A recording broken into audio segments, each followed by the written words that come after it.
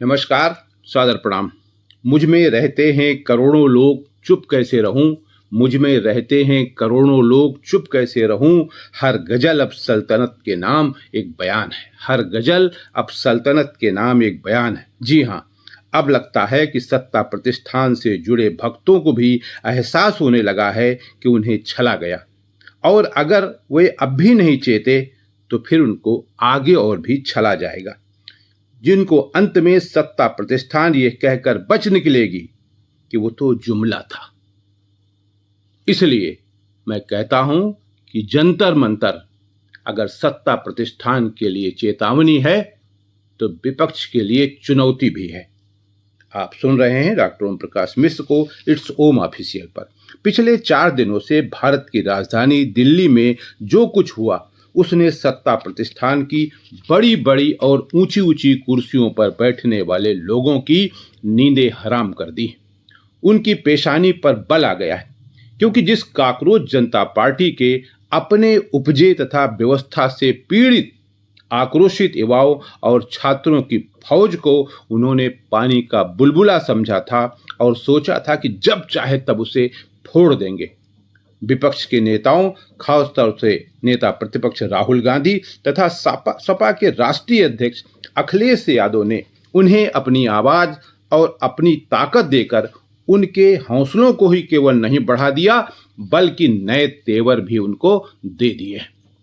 क्योंकि अब बात केवल शिक्षा मंत्री धर्मेंद्र प्रधान के इस्तीफे तक सीमित नहीं रहने वाली, बल्कि अब बात व्यवस्था में आमूल चूल परिवर्तन तथा परिवर्तन के बाद की स्थिति तक आ गई।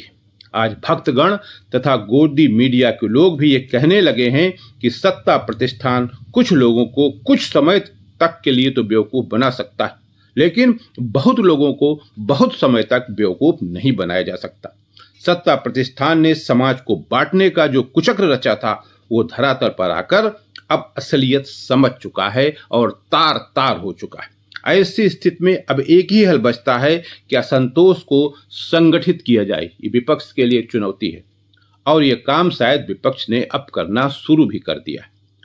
दिल्ली में प्रधानमंत्री आवास के पास धरना देश शायद इस बात का सूचक है कि अब भविष्य में राष्ट्रव्यापी आंदोलन होगा। जाहिर सी बात है कि आज पूरा सिस्टम, सरकार के सभी स्तंभ, लोकतंत्र के सभी स्तंभ एक ही धुरी पर जिस तरह घुमाए जा रहे हैं वह लोकतंत्र की नींव को ही खोखला करने के लिए काफी है। सारा सिस्टम एक हाथ में सेंट्रलाइज होकर रह गया, सारा सब कुछ एक धुरी पर चल रहा है। फिर क्या होगा? जब ये एकमात्र धुरी हिलेगी तो पूरा समाज और सिस्टम चरमरा जाएगा। वही शायद हो रहा है। तभी तो मैं कह रहा हूं कि देश का वर्तमान चित्र अत्यंत पीड़ादायक है। वायु में बगावत की बू आ रही है तो धरती के ऊपर एक अजीब सी अविश्वास भरी सनसनाहट सुनाई दे रही, तो उसके अंतराल में महाविनाश की गड़गड़ाहट गूंज रही है।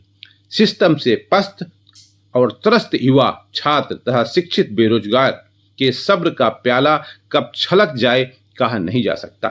तभी तो मैं कहता हूं कि अब भी सरकार के पास समय है।